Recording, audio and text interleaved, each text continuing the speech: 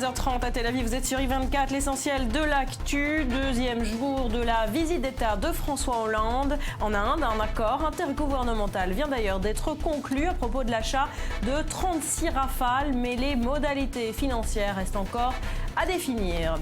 Et puis à la une ce lundi également, cette nouvelle vidéo choc de l'État islamique. L'organisation terroriste a présenté les 9 auteurs des attentats de Paris et menace à nouveau tous les pays de la coalition. François Hollande a réagi et déclare qu'aucune menace ne fera douter la France. Et puis cette tempête en Israël, vent violent, forte pluie et même chute de la neige qui est attendue sur le pays et même dans la capitale, Jérusalem. Enfin, l'Aston Martin utilisé par James Bond lors du dernier film de la saga Spectre va être vendu aux enchères entre 1,3 et 2 millions d'euros, estimé donc à ce prix-là.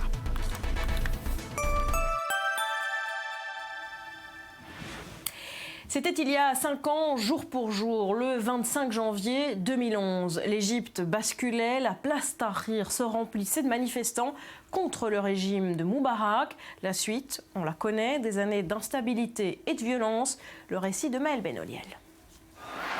25 janvier 2011, journée de la colère au Caire. Les Égyptiens sont presque 2 millions dans la rue. La place Tahrir, symbole d'une révolution en marche, est occupée jour et nuit par les contestataires. Leurs revendications sont simples, démocratie et justice sociale. Un mouvement que la police et l'armée tentent de réprimer dans le sang, mais il est déjà trop tard. Le 13 février 2011, après 18 jours de manifestations qui feront 800 morts, le président Hosni Moubarak démissionne après 31 ans de règne sans partage. L'armée annonce dans la foulée la dissolution du Parlement, la suspension de la Constitution et affirme qu'elle assurera l'intérim jusqu'à l'organisation d'élections le 19 mars 2011. Mais ce n'est qu'en juin 2012 que les premières élections libres de l'histoire ont lieu. Et c'est le candidat des Frères musulmans, une confrérie salafiste, Mohamed Morsi, qui est élu président avec près de 52% des voix. Le premier président élu de la République égyptienne s'empare de tous les pouvoirs, exécutifs, législatifs et judiciaires. Un an après son arrivée à la présidence, le 30 juin 2013, des millions d'Égyptiens manifestent pour sa démission. Ils l'accusent de déstabiliser le pays. L'armée lui adresse un ultimatum. Le 3 juillet de la même année, le général Abdel Fattah al-Sisi, chef de l'état-major égyptien, annonce la destitution de Mohamed Morsi. Ce dernier est placé en détention provisoire alors qu'une dure répression est menée contre les frères musulmans. Plus de 1600 islamistes sont tués. Le 28 mai 2014, al-Sisi, devenu maréchal, remporte l'élection présidentielle avec 96% des suffrages. Il devient le 6e président de la République d'Égypte. La répression s'abat aussi sur l'opposition. L'Égypte de 2016 est loin de ses rêves de démocratie et de liberté qui avaient poussé le peuple à faire son printemps arabe il y a 5 ans, place Tahrir. Et cette révolution, est-ce qu'on a appelé la première des révolutions 2.0, celles qui se sont organisées sur les réseaux sociaux? D'autres ont vu le jour ensuite. Rudy, c'est dans ce contexte qu'I24Net tentera ce soir de répondre à cette question.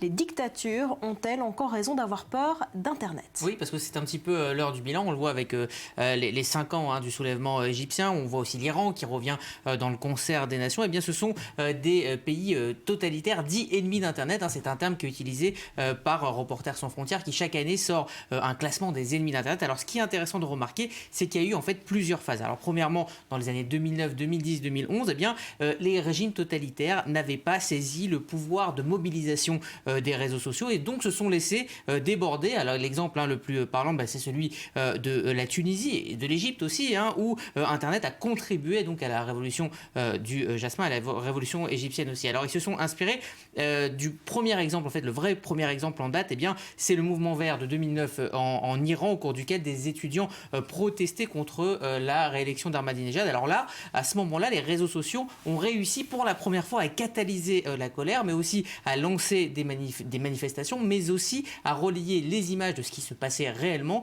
grâce à Internet aux yeux du monde. Mais la révolte, elle, s'est terminée dans le sang. Il y a eu 150 morts. Alors, à partir de ce moment-là, la prise de conscience du pouvoir d'Internet a été été très très nette justement. Alors le pouvoir iranien a créé une brigade des gardiens de la révolution 2.0 pour pouvoir surveiller les actions sur Internet. En Turquie, Erdogan a employé plus de 4000 personnes pour espionner le net. Et il a verrouillé partout, le net a été verrouillé partout dans le monde, là où il pourrait y avoir des revendications. Donc on voit bien que c'est un pouvoir qu'on n'a pas vu venir dans un premier temps et qui, pour l'instant, est complètement bloqué. Et plusieurs années après ces révolutions, on en est où aujourd'hui ? Justement, là, le pouvoir se serait retourné finalement contre les opposants parce que Internet, c'est aussi un outil de surveillance extrêmement efficace. BuzzFeed révélait qu'en prévision justement de la date, du 25, la date anniversaire, eh bien, la police était rentrée dans les appartements des jeunes Égyptiens près de la place Tahrir pour vérifier quoi ? Eh bien, leur compte Facebook. Et finalement, on n'a pas forcément besoin de rentrer dans les appartements pour vérifier Facebook. Il y a des outils très pratiques pour pouvoir le faire à distance. Mais je vous propose d'écouter Khalil Sethi à ce propos. Il est secrétaire général d'Amnesty International.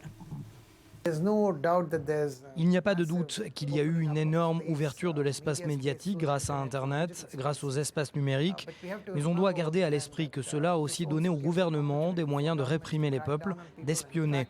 On a des régimes très répressifs qui utilisent les médias sociaux et Internet pour pister les gens.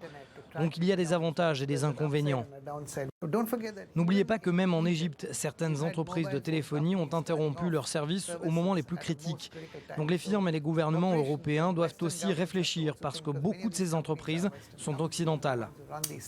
Voilà, on en parlera avec Roni Edry qui a créé il y a plusieurs années, en 2012, la page Israël Love Iran. C'est un activiste en ligne, il est au contact avec les opposants du monde, il nous donnera justement ce sentiment sur ce changement. Donc c'est ce soir à 17h10, heure de Paris, i24net. i24net, le rendez-vous est pris. Merci Rudy. L'histoire du jour pour terminer cette édition, ça se passe près de Tel Aviv. Une bague de fiançailles jetée par inadvertance dans la poubelle. Et depuis une semaine, c'est tout un quartier qui se mobilise pour la retrouver. Lise Barenbaum. Oui, alors en fait, c'est une jeune femme qui a donc perdu sa bague de fiançailles, une bague d'une valeur de plusieurs milliers d'euros. Elle l'aurait jetée par erreur dans un sac poubelle juste un mois après son mariage. Alors elle ne le retrouve pas, elle panique et là elle s'imagine que le camion poubelle l'a embarqué. Et en fait, à ce moment-là, des dizaines de bénévoles qui ont été émus par l'état de la jeune femme ont commencé à fouiller les poubelles du quartier et d'autres ont même répondu à un appel qu'elle a lancé sur Facebook. Alors, c'est pas la première fois que les Israéliens se mobilisent, font preuve de solidarité autour d'un mariage, de fiançailles, etc. Oui, alors il y a une situation plus tragique. C'était en novembre dernier. Des centaines d'Israéliens se sont rendus au mariage de Sarah Littman et de son mari Ariel Biegel après le meurtre du père et du frère de la jeune femme dans un attentat. Il y a même eu des milliers de personnes. Ça a été retransmis sur des écrans. Binyamin Netanyahou et sa femme Sarah ont même fait le déplacement. Alors, vous avez quand même laissé planer le suspense, Lise, autour de l'histoire de cette bague. Happy end ou pas ? Oui, happy end. En fait, la mairie a même pris le relais, a approuvé l'opération. Il y a eu un entrepôt qui a été installé pour que les gens puissent chercher tranquillement la bague. Elle a été retrouvée. Ce qu'on ne sait pas, si cette jeune femme a versé la récompense qu'elle avait promis à celui qui a trouvé sa bague. Bon, en tout cas, elle a sa bague et c'est l'essentiel. Oui. Merci d'être venu nous raconter l'histoire du jour et c'est la fin de cette édition. Beaucoup de stylos qui tombent sur le plateau. Voilà, c'est la fin de cette édition. Merci à vous en tout cas de l'avoir suivi. Restez branchés sur i24. Je vous souhaite de passer une belle journée. Je vous dis à demain. Portez-vous bien.